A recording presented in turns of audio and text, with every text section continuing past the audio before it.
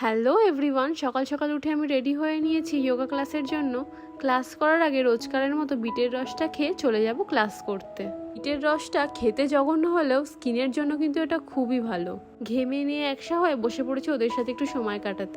দেখতে দেখতে ওরাও কত বড় হয়ে গেছে। ওদের নাম আমি এখনো রাখিনি, তোমরা কমেন্টে জানিও তো ওদের কি নাম রাখা যায়। দেখো আমাদের বাগানে কি সুন্দর একটা কাঁঠাল হয়েছে। আমি কতটা ক্লামসি সেটা তো তোমরা দেখে বুঝতেই পেরেছো। দুধটা গরম করে ওদেরকে খেতে দিয়ে দিয়েছি, এবার আমিও ব্রেকফাস্টটা প্রিপেয়ার করে নেবো।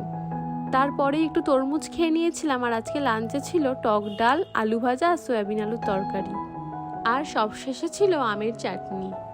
দুপুরে ঘুম থেকে উঠে দেখি গাটা কেরম ম্যাচ ম্যাচ করছে। মেপে দেখলাম জ্বর এসছে। যাই হোক, জ্বর এলো তো একদমই ভালো লাগে না। দিদির বাড়ি চলে গেছিলাম, ওখানে গিয়ে একটু নেল পলিশ করছিলাম। তারপর একটু অরেঞ্জ জুস খেয়ে বাড়িতে এসে পিঙ্কিদেরকে খাবার দিয়ে দিয়েছিলাম। আমি রাতে আর কিছু ডিনার করিনি, শরীরটা এতই খারাপ লাগছিল।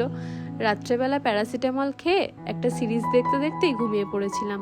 আজকে সারাদিনটা এভাবেই কাটলো। টাটা।